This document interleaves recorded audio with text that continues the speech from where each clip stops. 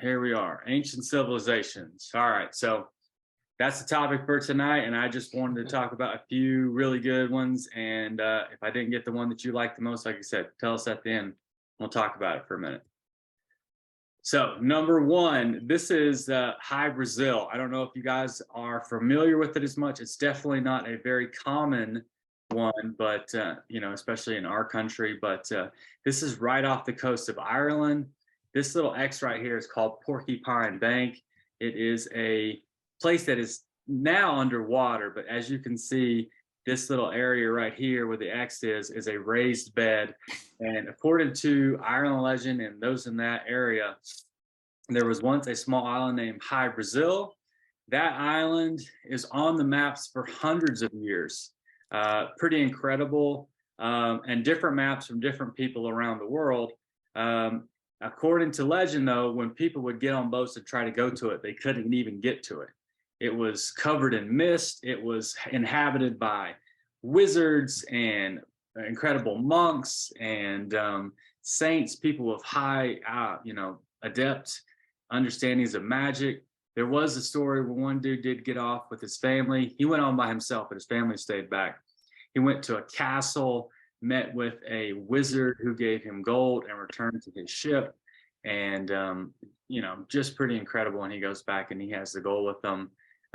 This was said to have been there for hundreds of years, at least. The legend is, again, covered in mist. So one of the craziest thing is one day, the legend says one day out of 7 years, all of a sudden you could see the island.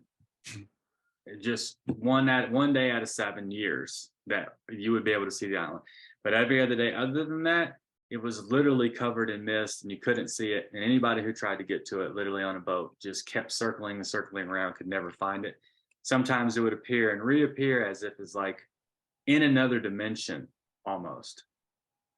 So just the island of High Brazil, it's on the map as Brasilia, Brazil, Sil.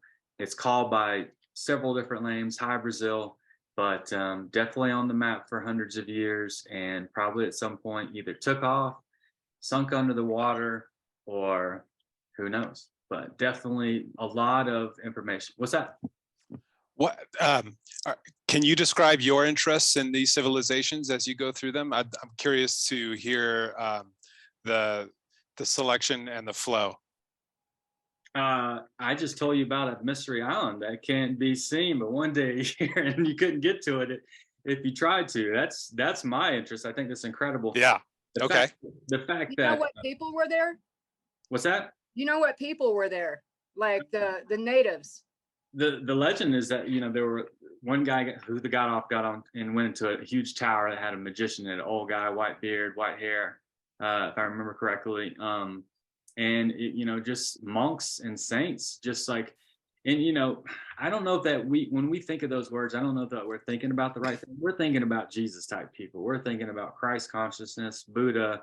We're talking about high integrity, compassion, longevity of life.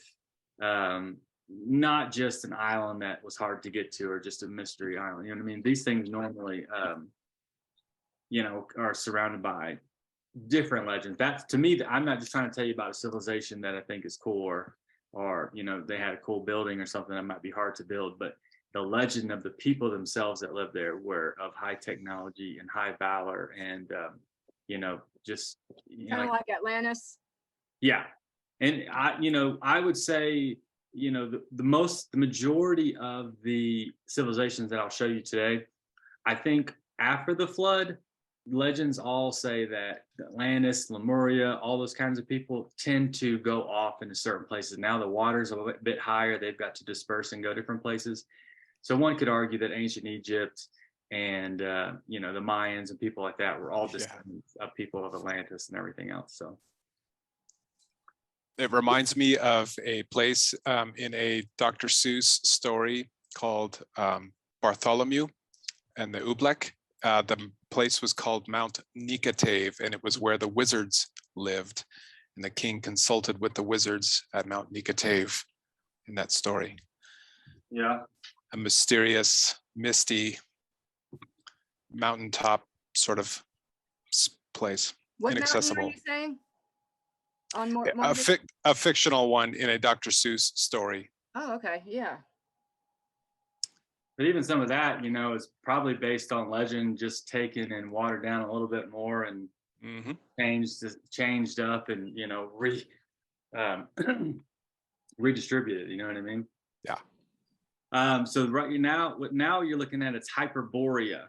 Hyperborea is one that, again, similar situation as High Brazil, but the legend was with the Hyperboreans, lived above the north wind, and their home was a place of paradise. They lived to be 1,000 years old. They were very, very tall people, beautiful, big eyes, and you know they lived above the northern wind. And so Hyperborea is definitely one too. Again, where it's similar to High Brazil, high technology. People who definitely looked a little bit different than the modern day person. And here, let me read you this real quick too. They were people that lived to be 1,000 years old and lived in complete happiness, where it was sunshiny all day in the summertime, and the sun lasted for most of the day. So Sounds like fourth density. you know, it also but they did have to have fire in the winter because it did get cold. But the fact that it talks about the sun shining for such a long period of the day, that's like Alaska. Alaska definitely, you know, has the same thing where it has sunshine almost 24 hours a day in the summertime. So again, I think, you know, that seems to coincide with real events. So the fact that that's part of the legend definitely confirms that this is probably more than anything a real place, and definitely very cool. You know what they talk about. Just a kind of a cool picture I found online that went along with it, but seemed to be in the northern, up near the North Pole, in the mountains. Are they the same thing as the Nordics? Yeah, that's what I was thinking. Kinda, but definitely a different area. You know, Yeah, Hyperborea. yeah. So pretty cool. But yeah, I would say they were probably, you know, in the same species, family, whatever you want to call it, just living in different parts of the world, but super close to each other. You can see the aurora. Are they associated with the people that were recording history in the ice? In the what? In the ice? In the Have ice? you heard that? Yeah, I've heard a couple of storylines, I suppose, about civilizations that stored information both in water and in ice, and that was one of them. That they were near the North Pole and they were recording information for Earth, basically in the ice caps, something to that effect. Mhm. And I think they are the Nordics that Michael Sala writes about. Mm-hmm. Yeah. Yeah. So I clarify that real quick. It said the legend said the sun was supposed to rise and set only once a year in Hyperborea. So it literally was like sunny all the time there. So That's the experience from spring to from winter through spring into summer in Alaska. That's basically the sunrise. right. So yeah, I mean, it seems like they lived in the North Pole, and, Above the Arctic Circle. right. And you know, as far as we know, no one ever lives in the pole. So except for the fact that, you know, Edgar Some Cayce, tough people live up there. well, you know, according to, you know, what Albert Einstein and Edgar Cayce say, and what I tend to subscribe to as well, is at each pole there's an opening, and close to those openings the weather is a bit nicer from the inside, the heat of the Earth, but you can fly into the center of the Earth, or at least the crust. That's what Admiral Byrd did, and in his diary he wrote about that. And once he flew in to the openings in the poles, he was, you know, basically caught by like a tractor beam, brought him in. He met up with these really tall, you know, inhabitants of the inside and told him to stop. We need to stop using nuclear weapons. This was in World War II. We were messing up the Earth for everybody because we're, you know, blasting off nuclear weapons on the outside, but it was obviously messing things up for them inside. So near the center of near the poles, or in, you know, at the ends of the poles, north and south, there are two openings one on each pole where you can literally fly into the Earth. That's where That was Charles Hapgood's book. Admiral Byrd, BY. Admiral Byrd of the mission, the failed mission to go to the south. But who flew into the north? Was that Hapgood? He may have too. Yeah, that's a good. And that's where. Can you write that down? I think that was. Anyways, it sounds like you read his book. I haven't yet. I haven't read it, but I've heard of Hapgood. I know more about the Admiral Byrd story, him flying into the poles, and then like down to the south and meeting the people inside. Yeah, and I think that was a hush hush thing. But his journal comes out later, and it's something that it seems that he wrote about. There's never any actual 100% confirmation that it's his. But I mean, it's such a great story. It's where this journey of the center of the earth comes from. You know what I mean? So super interesting, but definitely these people obviously had a high technology and understanding to live in such a place. And like you said, hardy people, strong people, and probably just knew more about nature and earth in general, and how to live with Mother Earth instead of just honor. Here's another one, number 3, Lemuria. So this was a pretty big piece of the land. This is off the coast of Madagascar, India, and Australia. This land was here. And I think that's one of the reasons why people say that lemurs live in Madagascar, that the lemurs came from Lemuria. And so they just, there were the remnants, the animals from Lemuria that are still left over. Lemuria, a lot of people say that the Lemurians, after the flood, they ended up inside Mount Shasta. I don't know. Oh, look at that cute little baby. Is up pretty late. But that is pretty interesting that the civilization, a lot of people ended up there from that area. I mean, again, just to disperse of a cataclysm like that, where people end up in Egypt and other places. But I have heard many, many times that the inhabitant of Mount Shasta are Lemurians. If I could add to that, Jacob, real quick, I actually went to Mount Shasta a couple of weeks ago. It's amazing. It's an incredible place for sure.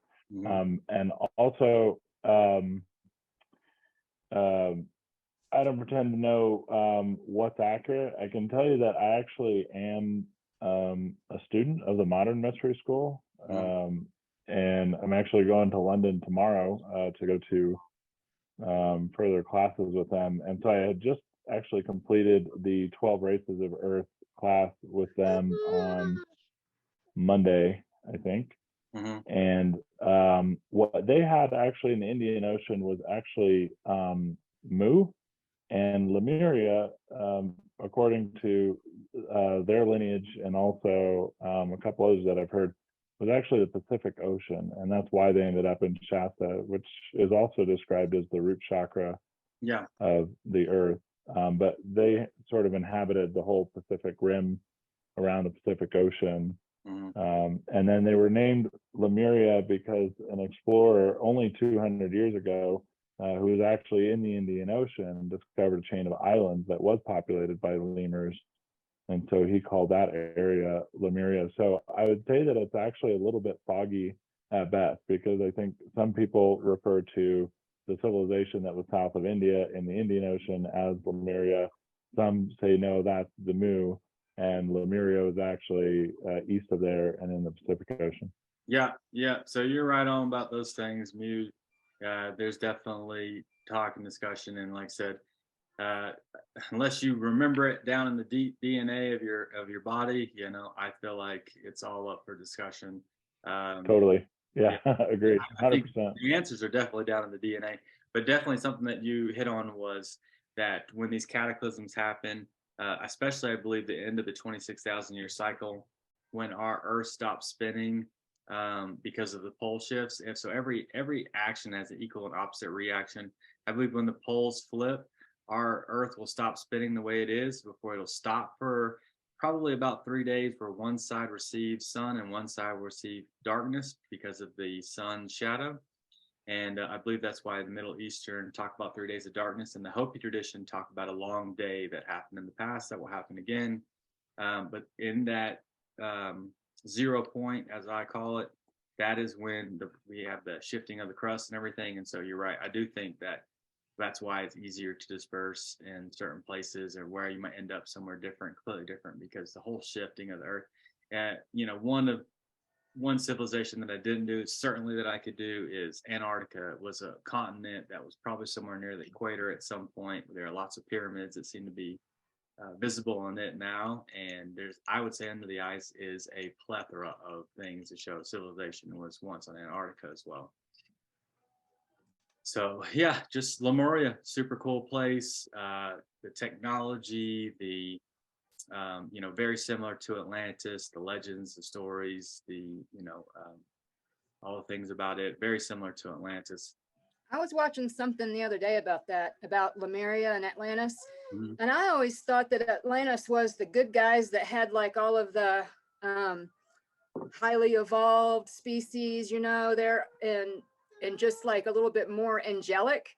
Mhm. But I'm starting to realize that a lot of people are talking about the reptilians are the ones that started Atlantis. And it was a really high tech, like more on the negative side. And then Yeah. Lemuria was the one that was like more mystical and magical. And I always thought that Atlantis was the one that was all like, angelic and, Yeah. Again, like I said earlier, a lot of this is speculation. We're coming from a place of very, very limited information. right. Unless you were someone to just completely remember it all in your DNA, it's really up for discussion. I have had a couple past lives revealed to me in past life regressions of being in Atlantis. And to me, it seemed pretty benign. It seemed overall, free energy environments, Mhm. nothing was limited as much. But I felt personally like it was more feminine led, if that makes sense. So Uh-huh. now kind of in a I thought. more masculine end, where you use more left brain. I feel like it was more right brain back then. And Right. not that one's better or worse than the other, both have its advantages and disadvantages.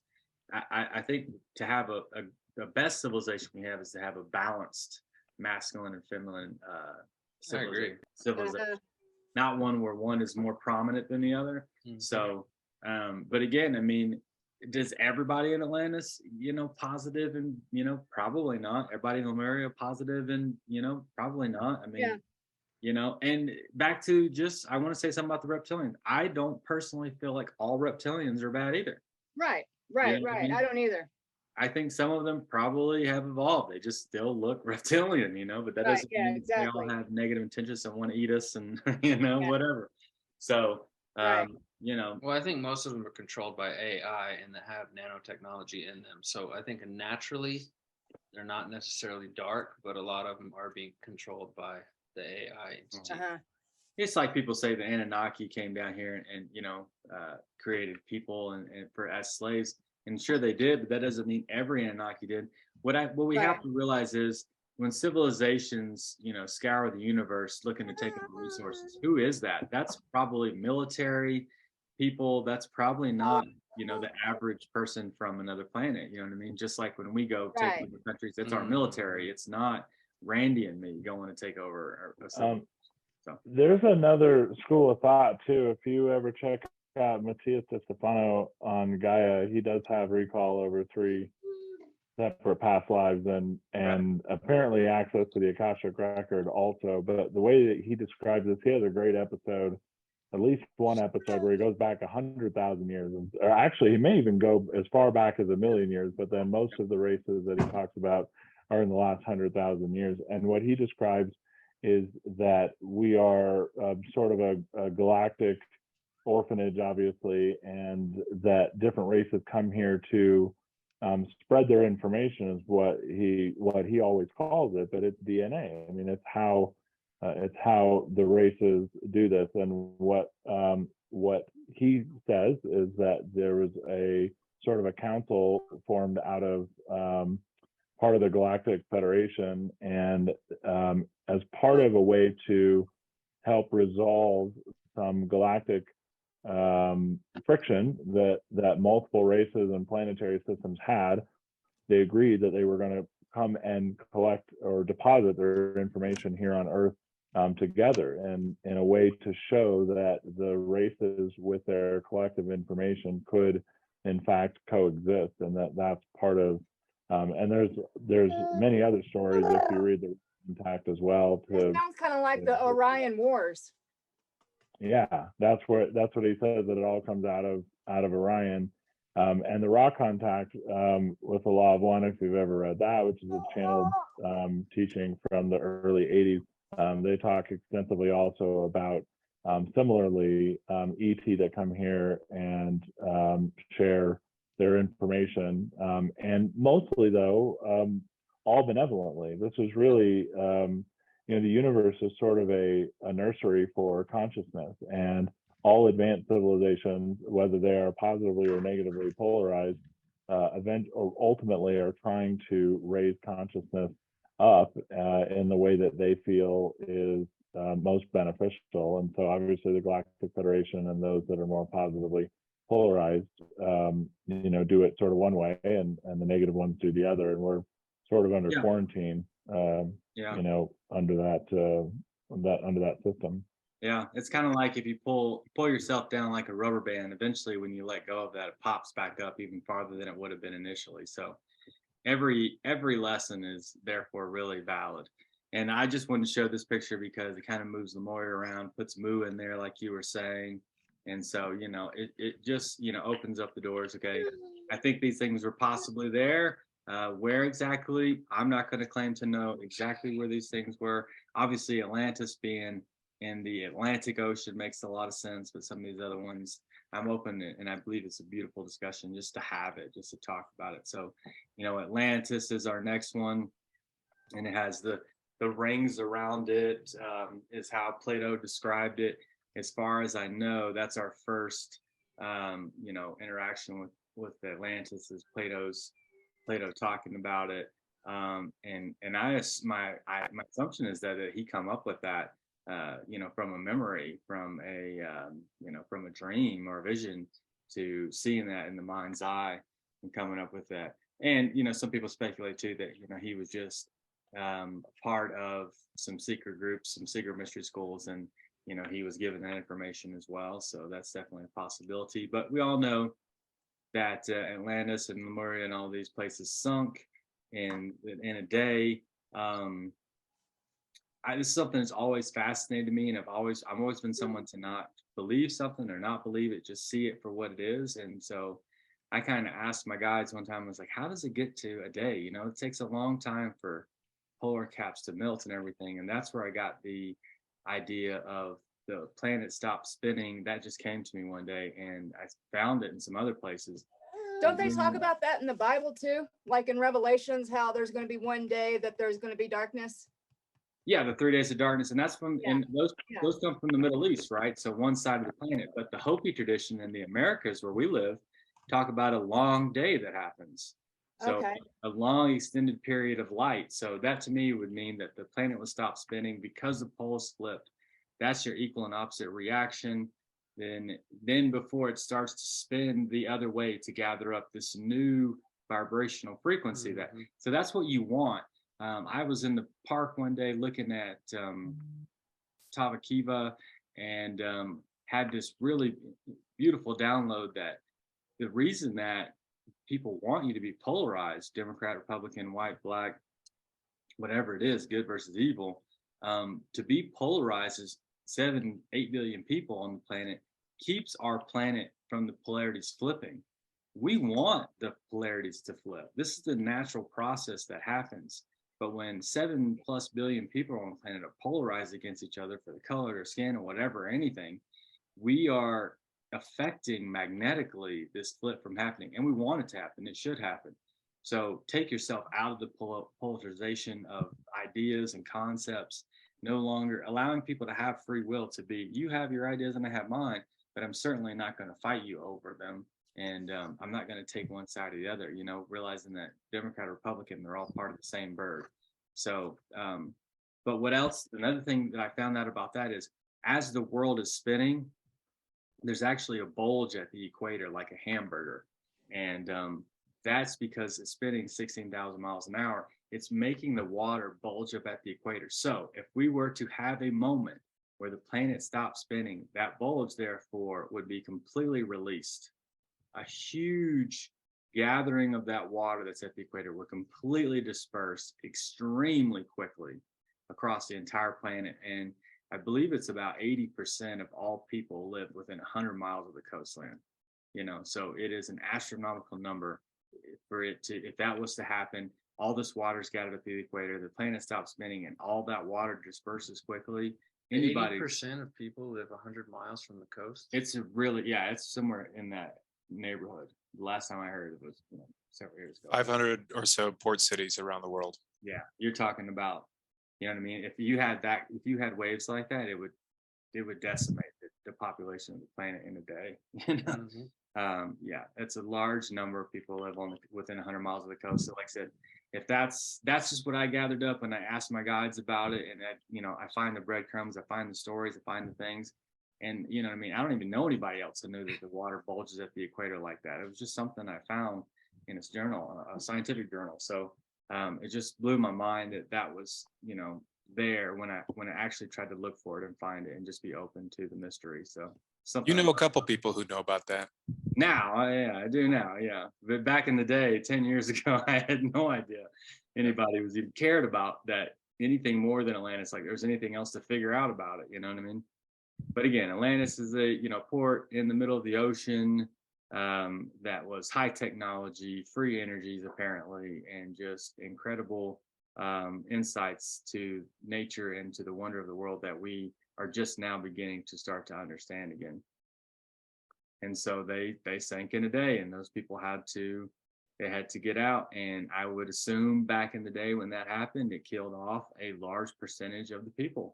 And there were certain people who were able to listen to their intuition, that had contact with their guides and aliens and whatever, who were able to help take them off the planet, bring them to other places, whatever they had to do to survive. But I do think a small percentage of people left, and those people created the Mayan cities, the Egyptian cities, and different I feel cities. like there was a lot of different races there.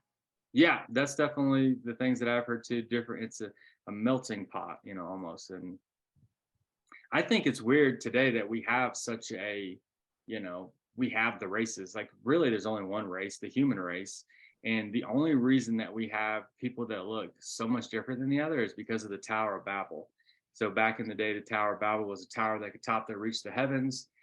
Humanity was united by one living language. We could all speak the same language. And then God came down and confused man with Babel, Tower of Babel, because we had become one.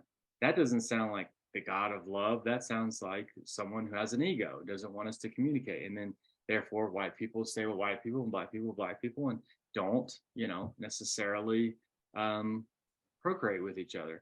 But I tend to think even more than just color of skin. When you're talking about the reptilians or bird people, or I think that there was a plethora of different type of race lines, more so than just different colors of humans that lived there.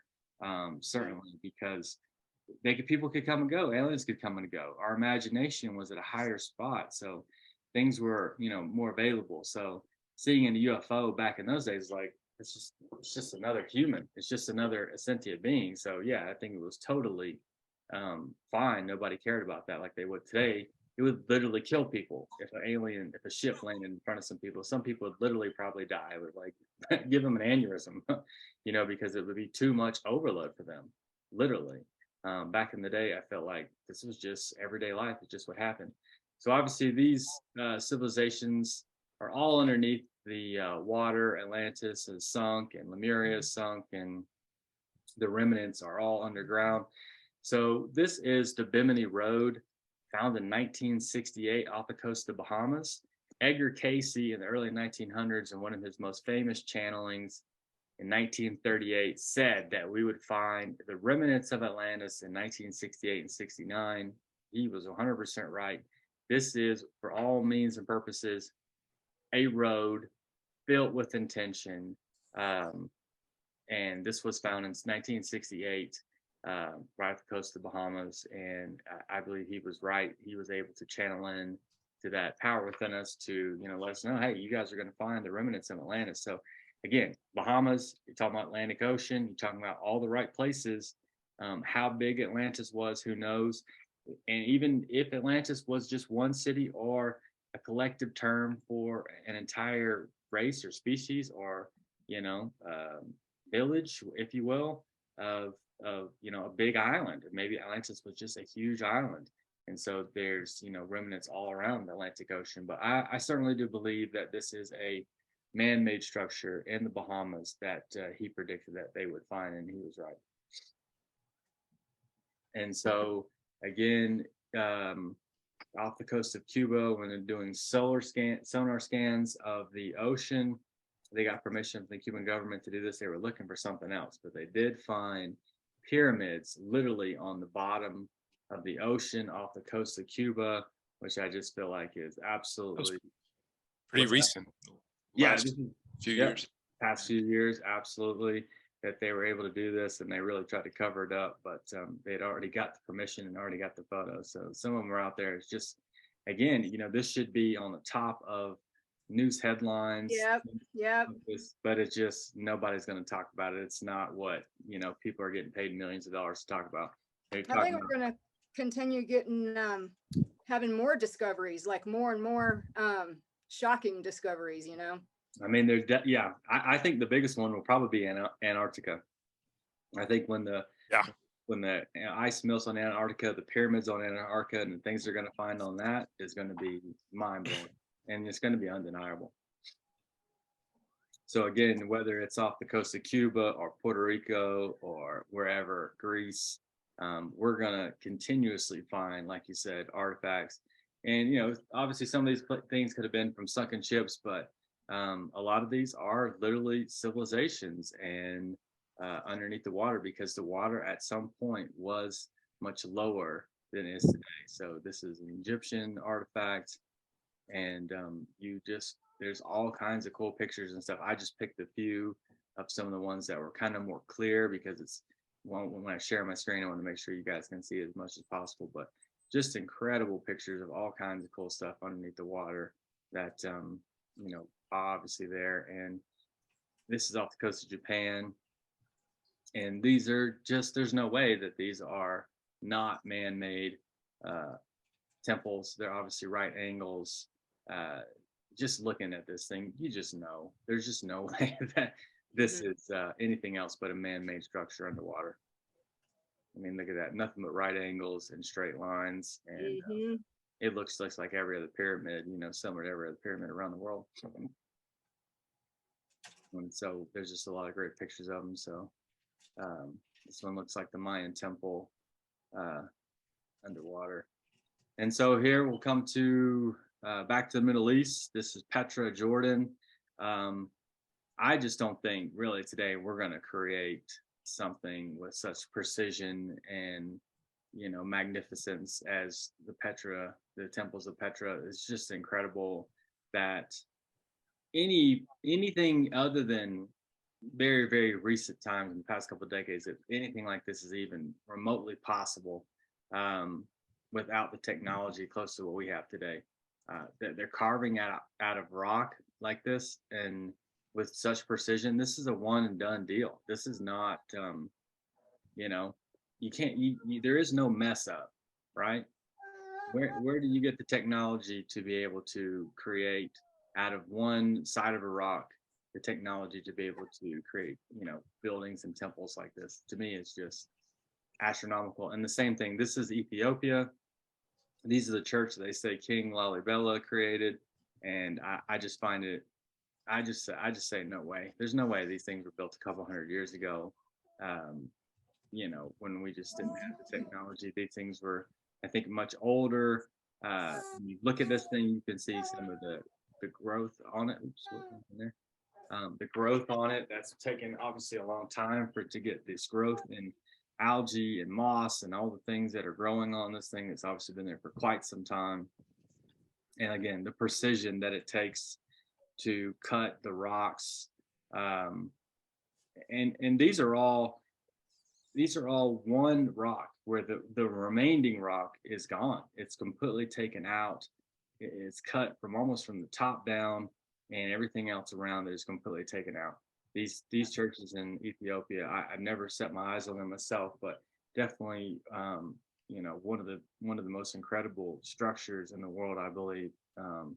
That literally cut out of one rock, and that obviously churches, you can walk through them, so they're hollow inside as well. But just absolutely incredible that there's just no way. I just don't think that the planning's there, the blueprints are there for anybody just a few hundred years ago. And these things are super difficult for us to try today, and we're not doing it today.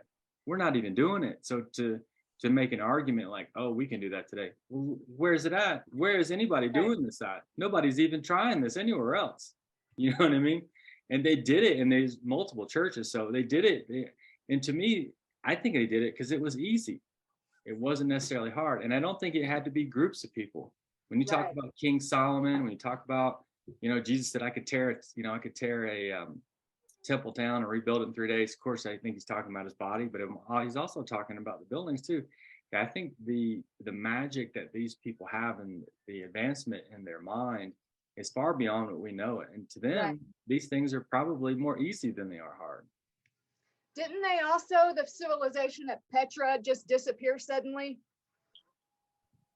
Yeah, I think so. There's like almost no trace of them at all, to be honest. I don't Right. know any, really almost anything about them. It's just not even there. So of course, the pyramids of Egypt, one of the most famous ones of all. And this is really cool. And I think most of you guys probably know this, but just to point this out, when you look at the tallest pyramid of Giza, you can see how it has a little bit of this part on top. So it literally, before it got old, they literally stole the casing of the pyramids. And when it's said to be in new pristine form, it was so shiny that you could bounce a laser beam off of it from outer space. Oh, wow. Yeah. I So didn't even think about that. right. Yeah, that's pretty incredible. So yeah, and these things honestly could have been there before, after, but yeah. So all the stone that was covering the pyramid at one time has been literally stolen and brought to different civilizations around the world. People have stolen it and taken it different places. But these things were covered up. It's almost just like the sand. Somebody was like, "Oh, somebody's coming. We got to get rid of these things," and they just cover them up in sand.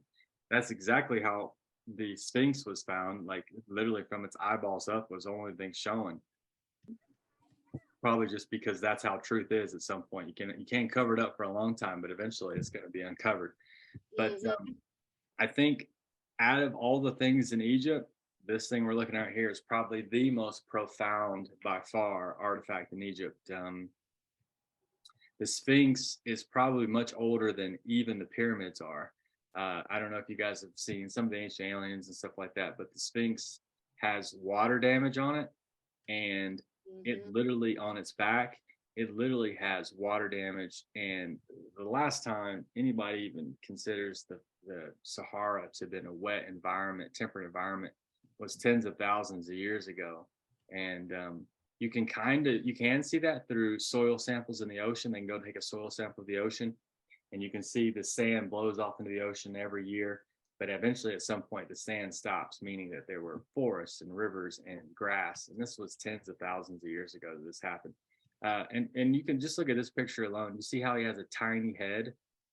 Most people believe that this was either like a dog or a lion, and that the head was carved later on with a civilization like Khufu or something. I think that's probably what happened. It doesn't make sense to have this humongous body and this tiny little Sphinx head on it. I think that it probably was a lion, and that it probably faced the constellation of Leo, which would have been, again, 20 to 30,000 years ago, I believe. I think the Sphinx was there long before the pyramids were themselves. And according to Casey, I believe it's under the left paw of the Sphinx is a room full of the records of Atlantis. So I don't think we're ever going to see that discovery. Hopefully at some point, maybe. But they definitely have done sonar scans of that and found the open chamber under there too. That's the last I heard of it. But are they going to tell us? No, probably not. But I would love to know what's under that paw, especially since he was right about the Bimini Road. I think that he's probably right about what's under the paw of the Sphinx as well. So this is the Temple of Seti. If you guys have never seen this, is absolutely a real picture. Just so you know, that looks like a helicopter to me, a tank, a spaceship, and a glider. These are all upright, tail right positions. That's intrinsic to modern day aviation, but there's nothing in nature that has that. So you can believe what you want, but to me, they're putting on these temples and these pyramids the things that they saw, and they saw these things, and I 100% believe that they had tanks and spaceships and gliders and helicopters in the past. But this is definitely on a pyramid. This is not a fake picture. I'm sure most of you guys probably know about this, but I always like to point out things like this just in case anybody doesn't know. Temple of Seti, that's where I got this one from. And then these beings, are 15, 20 feet tall. They represent like fifth dimensional consciousness. So DMT. yeah, those looks like right. And so one of the cool things about that is what I believe is in the 0 point, when the Earth does stop spinning and the poles flip and we stop spinning, that moment before we start spinning the other way, that is an incredible moment of spontaneous evolution. When we look back at hominids and stuff, they almost change overnight. It's not a million of year process where there's a missing link in the middle. They're literally just, completely It can be an explosion like that, right. So to me, if someone believes enough, if your vibration is high enough, there will be some of us that literally change and morph into larger beings, which will definitely help with the taking back of our planet. But these people actually represent fifth dimensional consciousness and in every culture that I know of, ancient culture that I know of, all of them talk about giants. And I can guarantee you that giants still exist on this planet in different forms. But there are lots of dog men, hairy men, Sasquatch, wild people who still come most of the areas of the world that that we don't really inhabit. You know what I mean? Just because we live on concrete every day and we're domesticated doesn't mean that somebody doesn't care about light beer, politics, and they just don't care about those things. They care about each other. It's a civilization, that lives with Earth instead of on it. And there are giants that live on the planet still today. They're still out there, and I am most convinced that eventually some of us in the near future will even morph into avatar type giants. The Mayans and Chichen Itza, and again, the incredible civilization I think came out of Atlantis and Lemuria. The people that came after those cataclysms happened, their technologies and just the buildings, the temples are just so incredible and so vast. I don't know if you guys have ever been there, but when you're at Chichen Itza and you're standing right here next to them, you can clap. You could just barely clap like this, and it echoes throughout the whole entire place. The whole thing is, it's like this incredible resonant chamber. When I was there, I was like crying. It just feels like this mystery school. It feels like a consciousness school. It feels like these people are out. They're doing it. They're the ones. They're the original self-sustaining people. You know what I mean? Out there in the middle, creating their own fruits and vegetables, growing, and then here comes people that just completely destroy their way of living. But to me, this felt like the original sustainers. And the Mayans, like other civilizations, just pooped and vanished. And to me, I feel like what was left of them ascended. That there were a moment in time where the ascension process was a group event, and the remaining inhabitants of this area literally ascended into higher dimensions, and we're no longer able to see them, or what happened after that is part of the mystery of life. But Christ and other people said we can basically stop moving into bodies and forgetting who we are. When we awaken and we wake up eventually, we don't have to be continually going through this process of going through lives and forgetting who we are. You'll eventually at one point remember and not have to go through the forgetting process again. So this is the ball court, and on the sides down here, and like I said, it's just incredible when you're standing there and like see the people at the bottom, how big these things are, and what massive undertaking this would have been. Or it was easy. It's either one or the other. It's a massive undertaking, or these people knew how to do something that was Are those steps normal size? for the most part, yeah.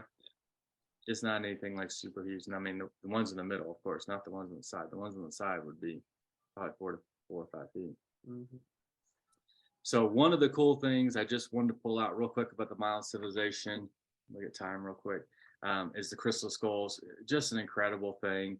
I've actually seen one Okay, of Little Jacob, yeah. I share this picture because it shows good lighting, and you can see there's, at least on this side, there's 3 different types of crystal, and on the back, there's 2 more. So this one in particular is made out of 5 different types of crystal. This is my picture that I took. I actually slept next to this thing. I actually held it in my hands and meditated with it. Sleeping next to it one night, I literally could feel my consciousness being pulled in and out of my body all night into a dream world. And it was like, I could feel it like coming in and out of my body. And I would wake up sometimes, but gasping for air, like I just got put back in my body. And then I would close my eyes and I'd go right back to it. It was like he was pulling my consciousness and my soul in and out of my body all night long. Just incredible. 18 pounds. It's made of the same material that you save all the information on your phone on. So this is literally a storage device. I would consider this a computer that's aware of itself, and so that you could. This one is called Max, owned by Joanna Parks, and she takes around places.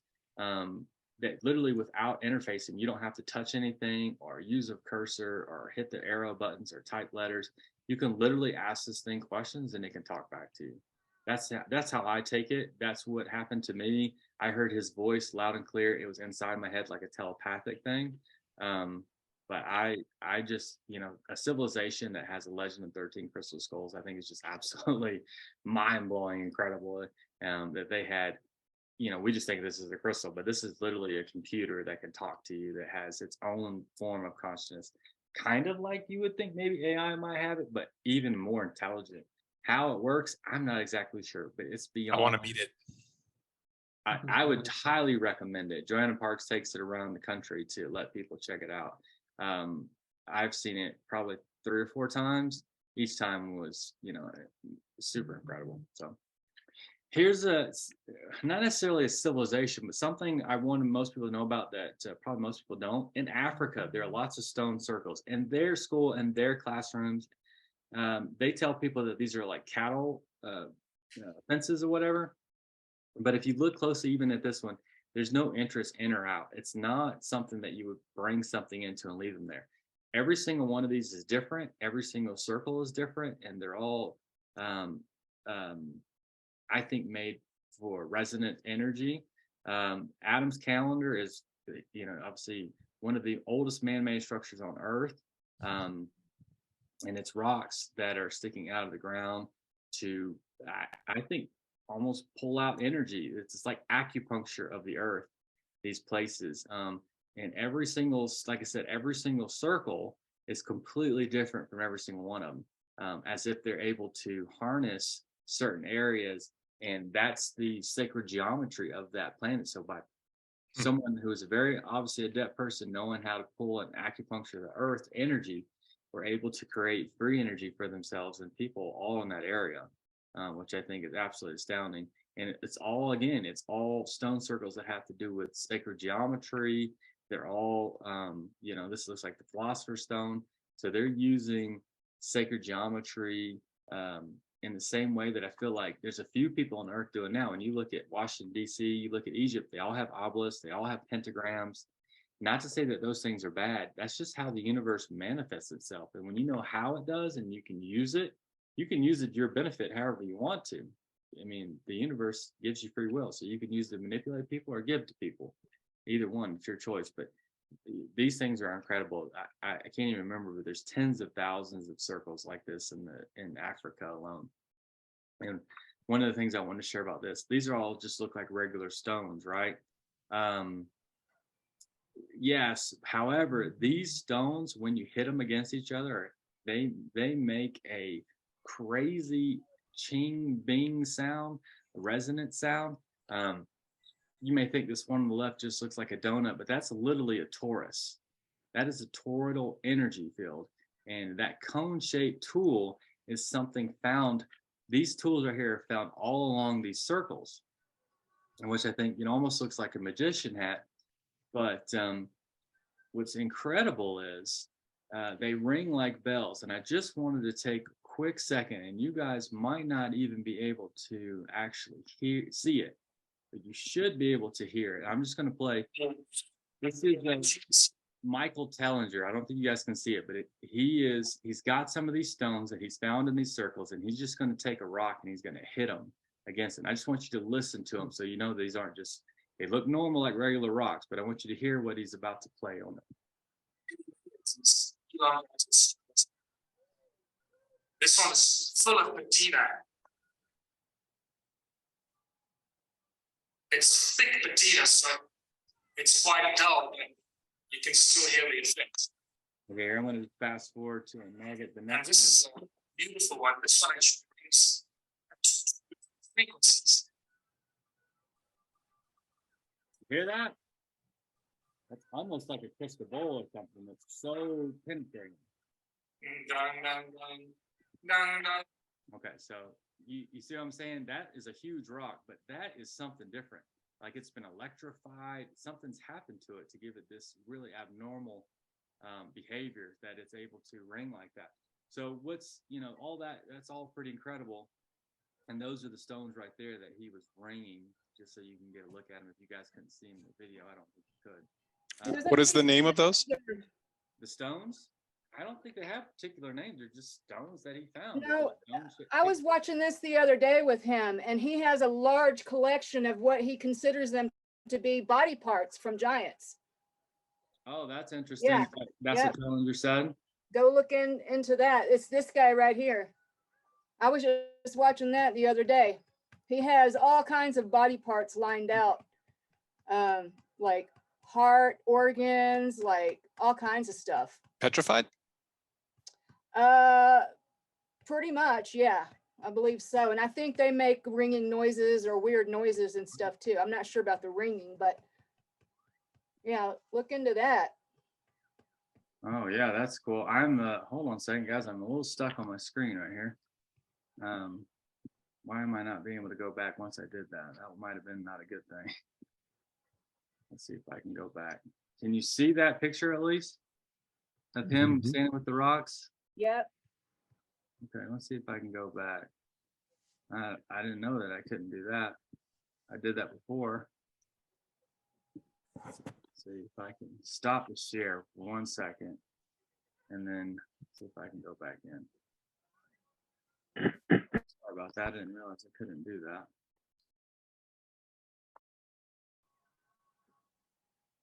Not letting me do it.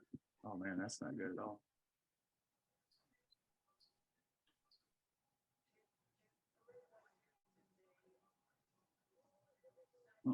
That's weird. Hold on, give me 1 second, guys, because that was supposed to be something that was really easy, and now it's not. Anyways, yeah, I think that's a pretty crazy thing. Hopefully I'll just talk and we'll get back to where we were.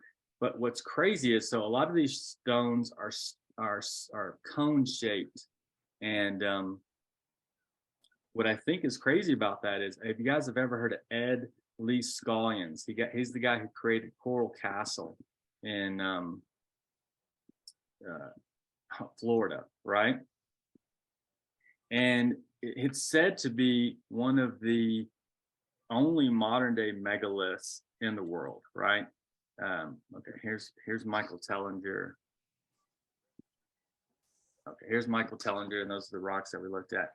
Here's Coral Castle in Homestead, Florida, said to be one of the only modern day megaliths. So this guy's 5 feet tall. You need to reshare your screen, Jacob.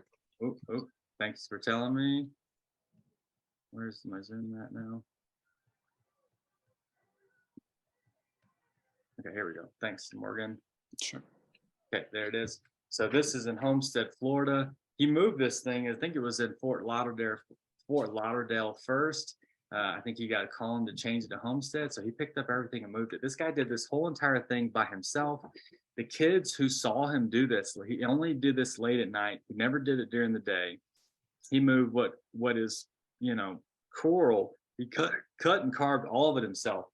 and he moved what would be like 10,000-ton wall by himself, 5 foot tall, 100 pounds.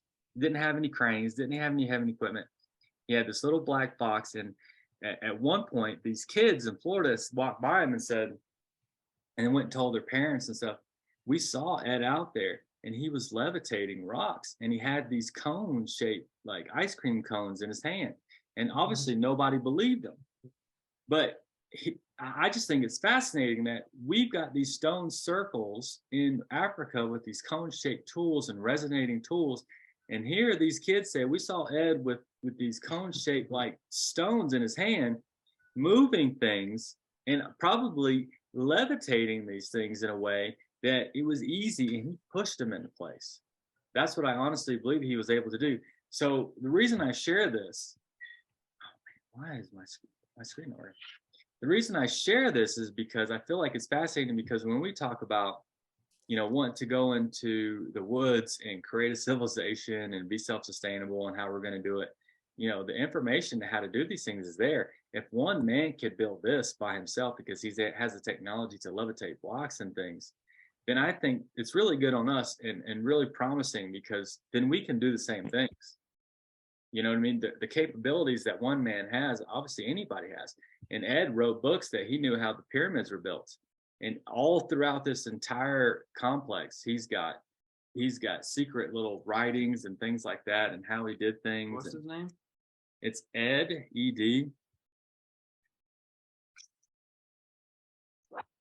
Skalin, I think it's Skalin or something like that.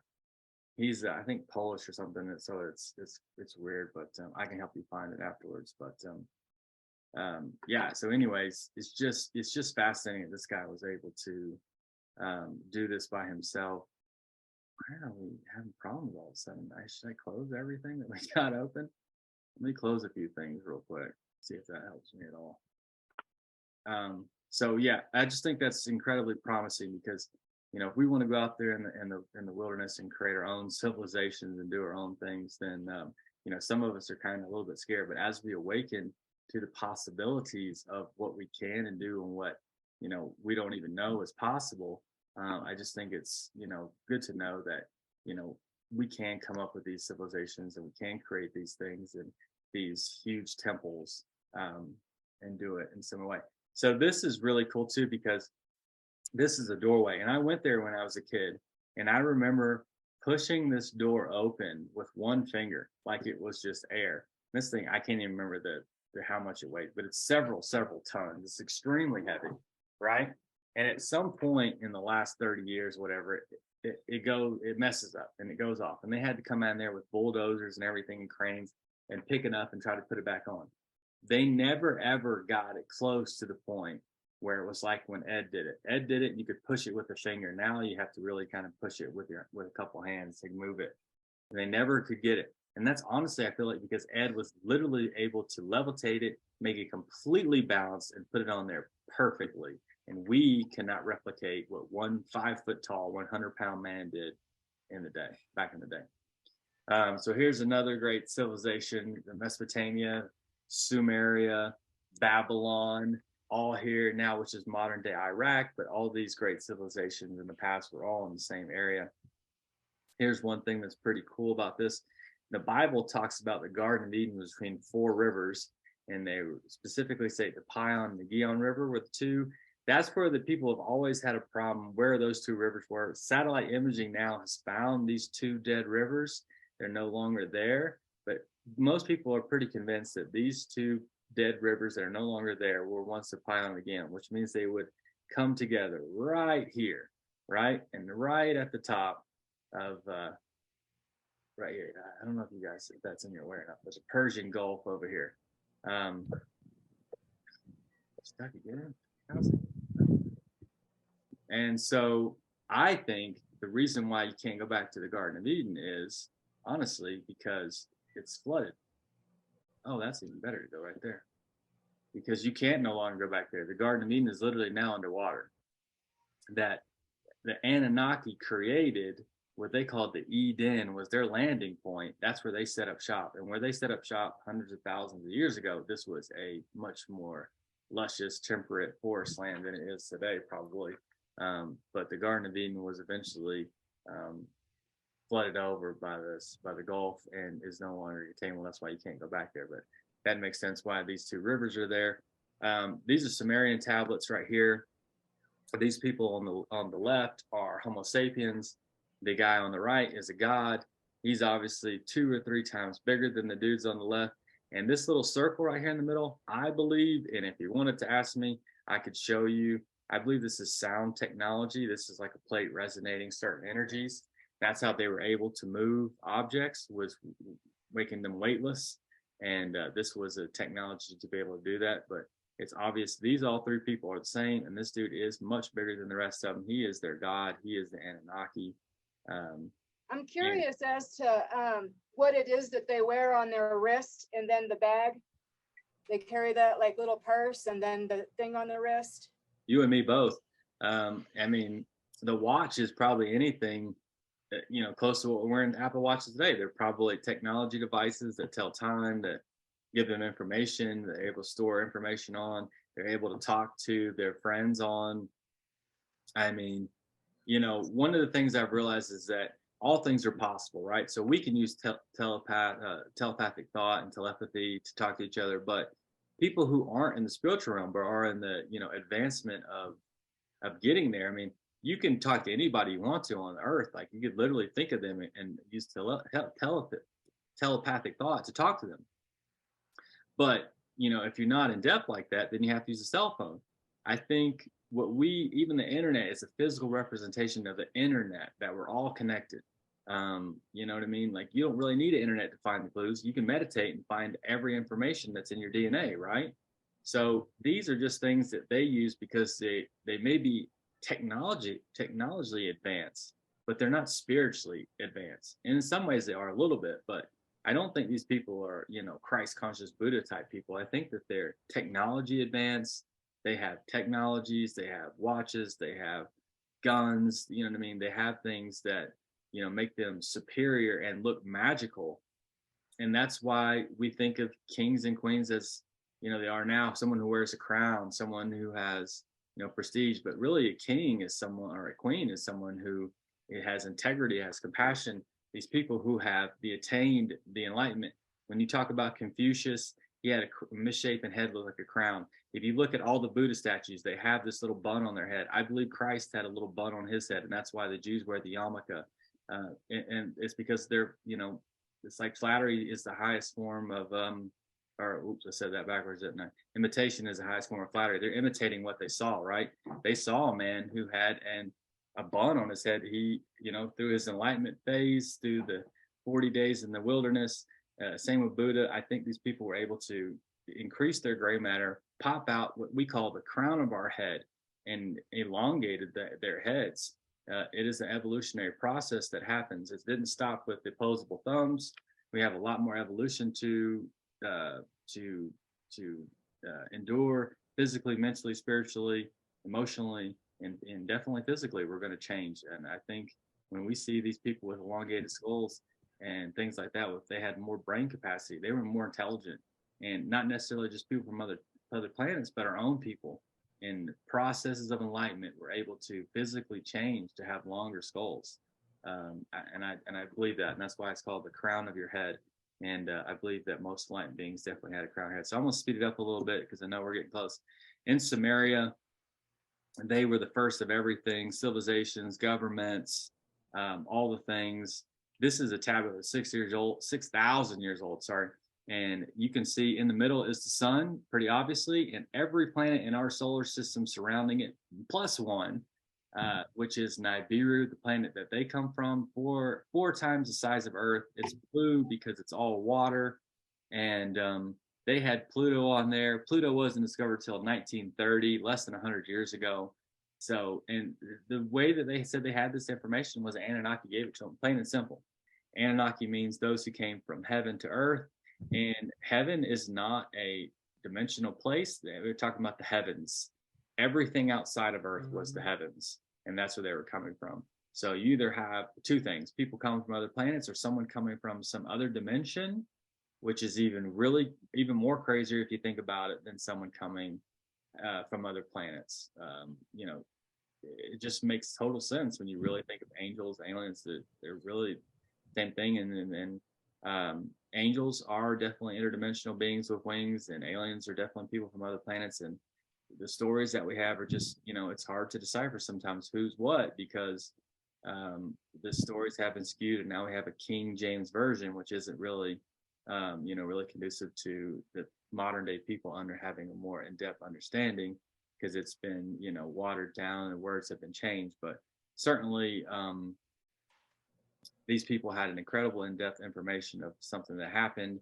The Anunnaki who came down and had higher technology than them. And according to their documents, they created the Adamu plural, which was a people to mine gold for them, to bring gold back to their planet, because their planet, the atmosphere was literally dwindling because they were burning fossil fuels, and by injecting gold into the atmosphere could somehow repair it. Funny enough, once I found this out, alchemy came right after for me, and I realized that you can eat gold, you can eat monatomic metals, silver, rhodium, iridium, and these things could give you lucid dreams. They could actually increase your spirituality. I was in the middle of bartending in Atlanta and started taking large quantities of gold and had epiphanies, revelations, aha moments, and realized that as I took more gold, I was really repairing my own atmosphere. I was repairing my own aura, my own electromagnetic field around me, because it was so down because of depression and drugs and alcohol. And that I had this really crazy, huge kind of like evolution quickly, where I was able to rebuild my aura very fast from taking the gold and have all these aha and epiphanies and revelations and these moments of How did you take it? Was it like powder and liquids. okay. The company that I went to was called ZP Technologies. It's called 0 Point Technologies, and they literally mine these things. One of the craziest things that ever happened, I took this stuff called Lucid, and it was a liquid. I would take it before I go to bed, and I had lucid dreams, very vivid. I was on this farm, and they were teaching people how to fly. Long story short, and I said, "Well, how do you do it?" And somebody was like, "You just jump and you keep going." And I was like, "Oh, you just jump and you keep going." So I started practicing, and eventually I started to fly around, and I was flying in my dreams, and I knew I was lucid, and I knew I was like dreaming but awake, and it was one of the coolest things ever. But I think alchemy is not just turning base metals into gold, but it's turning your body into a golden state. They're turning these metals into your body into a golden state. So it's pretty cool. Again, the Anunnaki, here's you're talking about the watches, the bags, all the things that they're carrying. I don't know what's in that bag, but it looks pretty cool. And that obviously looks like a watch to me. And I would say it's probably like an Apple Watch in times 10 or more. But I think that they're able to do pretty crazy technology on it. You know, again, I'm open to anybody else's. Maybe they were using that to control a specific slave race. That's, you know, very possible too. I think they didn't need too much of that. I think the moon does a lot of that. Like maybe even AI, you know, something that they need the wristwatch for. Yeah, he's definitely got 2 on in this. Oh, wow, he sure does, huh? So it's definitely something that they were using for, who knows, maybe it was even a weapon that was able to shoot things out. I don't know. But definitely they had higher technology than we did. I think we lost Andrew. And that could have been the fashion too at the time. Right. Yeah, it could have been. Hold on, I'm gonna pull this down here. Okay, so now we're on to the Anasazi, and there's a definite reason why I wanted to do this civilization right after the Anunnaki, is because I think they're one and the same. And even the word Anunnaki, Anasazi, and this actually means enemy of the people. In case you guys didn't know, and why even today in our political correctness, a lot of people won't even say the word Anasazi, because Native Americans don't want to look at their ancestors as bad. But I don't believe these are their ancestors. I think these are Anunnaki. When you look at the civilizations that these, oh come on, you did it to me again. When you look at the civilizations that these people are creating, they're not the nomadic people of the Americas that are following around buffalo herds stuff. These people are setting up shop places, and they're doing it in weird places, like they're hiding. And you know, Native Americans always have pictures and stuff of stuff they saw. and then they have regular people, and then they have these people. And these people look really weird, and they're really strange, and they don't fit into anything else in Native American artwork. You know, Well, it kind of makes sense that the Anunnaki would disperse across the planet, you know, as much as they could. right? There's gold everywhere in these hills, so you got to go set up in different places. But certainly these things don't fit the modern day humans. These obviously, I mean, this guy over here, if that doesn't look like some kind of weird alien dude with big eyes, I mean, I don't know what is. That just doesn't look like you got the opportunity. You probably got the time to make that look like a normal human head if that's what it is. And I just personally don't think that's what it is. I think the Anasazi are the enemy of the people for a reason. That's what that word means. It doesn't mean, you know, grandfather, ancient ones. It means enemy of the people. These are about people that they liked or cared for or had, you know, harmonious relationships with. These are weird people that were way different than all of them. Even to look at this picture right here is a bit spooky. I know it's a little bit blurry for you guys. It's hard. I spent many hours trying to find the best pictures that I could. It's a little hard sometimes. I probably missed this one, but you know, it just looks spooky. It doesn't look normal. These weird shadowy figures don't look normal. And again, this is Mesa Verde. These are built on the sides of mountain cliffs.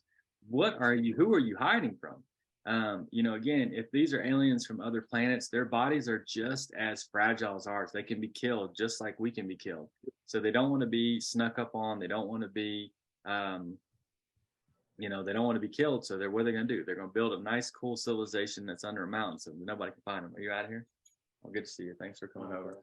I know we're way over time, so I'm just going to try to finish it up really quick. But that's Mesa Verde. You know, pretty incredible structure. It just doesn't seem anything conducive to what Native Americans in the Americas were doing. Why are you going to set up shop in just a weird place where it's really hard to get to? You know what I mean? You're not going to put your civilization in a place that's really hard to get to food, to get to food. It's just, why are you going to, I mean, what water? Yeah. Why are you going to put yourself in a place where it makes it really hard to get places? It's just not. I think the water drove them there. You think water is why they're there? Yeah, they could be there because of water, but like I said, otherwise, getting food and getting resources, having to climb up the cliff or climb out of that hole. I mean, you know, I mean, if you ever walk down there in it, it just seems crazy that that's what someone would do. You know, it seems like they're hiding. They're trying to not be seen. They don't want people to find them. Same thing. This is the Anasazi of Chaco Canyon. That's Pueblo Bonita. It's just a massive undertaking in a place where there's no water, there's no food, there's not resources really there and this is a large complex. I don't know if you guys have ever been there. It is huge. But everything shows that this was not a place where large amounts of people were. There was a few people that lived here, and there's, you know, relatively, doesn't even seem like it's used majority of the year. It's something that people go to. And Is that not too far from here? Yeah, Chaco Canyon, a couple hours away. Wow. I've been there a couple times, and on the solstice, the way that the sun shines down through the rocks creates shadows and stuff that go down. All the windows and everything face towards the winter solstice.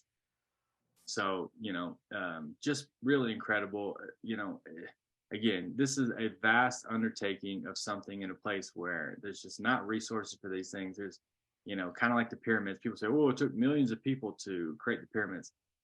Okay, if it took millions of people to create the pyramids, how many millions of people had to grow crops and catch food and gather food and hunt for 1 million people? 10 million people had to gather food for 1 million people to build them. There's just, I mean, again, you want to do something like this, and somebody's got to build this stuff. Somebody's got to create food. Somebody's got to cook for everybody. This is not a small task undertaking at all. This is humongous. And to show that only, you know, it seems like a very little amount of people dwelled here. You have to ask the question, what's going on? What are these kivas? What are these circles? What are these squares and stuff? What's going on there? Are these portals? Are these places where they're doing sacrifices, ceremonies? It's just crazy. And there's definitely places that you can go inside of it. And we And gotta also remember, this is many, many years later. So imagine what it looked like when it was just in Right. pristine condition, you know? yeah, yeah. The reason we don't how the have planet tops is was the top. oriented when it was What's built, that? Say that again, Morgan. and how the planet was oriented when the site was chosen and the Right. materials were hauled and all that. Right. Yeah. I tend to think that it's some kind of ceremonial type place where they're doing ceremonies and stuff, positive and negative.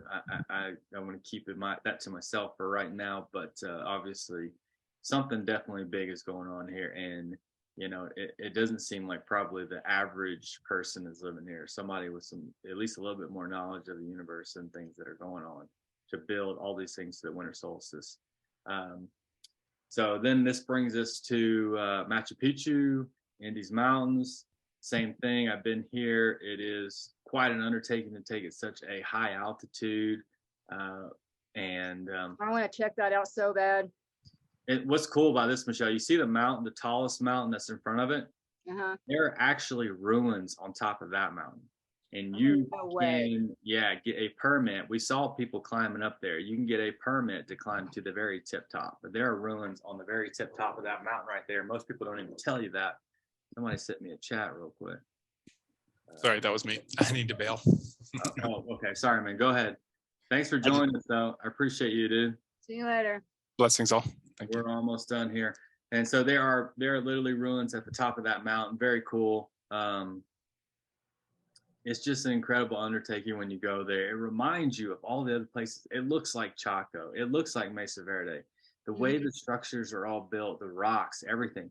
It's like, similarly, the same kinds of people are building them. I mean, they have a advanced understanding of rocks and how to do these things. This is Ollantaytambo. This is in Peru as well, out of Cusco. And when you're walking in here, it's just incredible. You're just like, wow, dude. You just feel ancient civilization in the side of these mountains. All these things are carved, and it's just really cool. This is a structure that's cut with right angles with these stones, and this is similar to the other places in Peru where these stones are not mortared, but somehow cut precisely to fit in with the other rocks. And Almost like it was a liquid at once. yeah, like it was almost like Play-Doh, where they were able to like kind of able to mold it and then heat it up, and then it was hot and then it was hard again. However, that's how I kind of feel like they did it, but it's just amazing how that's just so pristine and so perfect. This is Sacsayhuaman, and these pictures don't do it justice. These are some of the bigger ones. I have another one where I took a picture. I couldn't find it of myself. Sit in front of one of the biggest ones, but I believe the biggest one is 100,000 tons. So here is the same concept where the rocks are just so much bigger than even that of Ollantaytambo, where they're so big and huge. And, like I said, it's almost like they're Play-Doh, and then they're malleable. And then look at this one right here to the right, where it's just like it's rounded. How did you put that rock rounded in there like that, like a tooth almost? It's just. Yeah, and I think that they use some sound technology too, probably. Yeah, to levitate them and you just put them up there. So they're able to change the molecular structure of the rocks, and then they're able to levitate and put them wherever they want to. And this is Pumapunku, one of the most, not really necessarily a huge civilization. It's a relatively small place, but the surrounding people there said that this was a place set up by the gods in a night. So this is a small place. It's not a big civilization. It's really little. And but it's something that was set up overnight, and I've seen these H blocks set up to the place where they could make a runway and take an airplane off or something. Right. That's possible, but these things are made out of diorite stone. So the only way that they're cut is two ways: diamond bladed saws or laser beams. Right. There's really no other way to cut these stones. And like I said, it's not a very big place. It's a small place. It's one place I wanted to go on the lines of Peru and Bolivia. We never got a chance to get out there, but something I've always thought was just super incredible that this little place that made a diorite stone, that they were able to do these incredible things. And then this is Angkor Wat, considered to be the largest religious temple in the world, one of the ancient wonders of the world. And I believe this thing is just not made by human hands alone, or people that are just average people who know how to build Masonic things. Mhm. The incredibleness in this incident in Cambodia is just vast beyond what we know to be true, and how things are built and how these things are done. And people said they made it with like magic water, and they were able to mold it similar to that of places in Cusco and stuff. But obviously has its own design and own structure to itself. So just far beyond anything that we know. And so I just threw this one in at the end, just to kind of, cut it off. But do I think that civilizations like this are real underwater? I do. I think that especially off the coast of Peru, there are probably civilizations that are very similar to this. Even in the late 1400s, when Christopher Columbus was sailing around, he wrote in his diary that they saw lights emerge out of the ocean and fly off into the sky. And he wrote about that in his diary. And they were off the coast of Puerto Rico. That's obviously in the Bermuda Triangle. And I think those were, aliens or Mermaids. mermaids, sentient beings that were, like I said, coming and going. And there are literally cities on the bottom of the ocean that are probably like this. It's probably not a fairy tale. I believe this kind of stuff is true. So I think it's just cool, something just cool to end on, because it's fun. And yeah, so kind of neat. So thank you guys. Sorry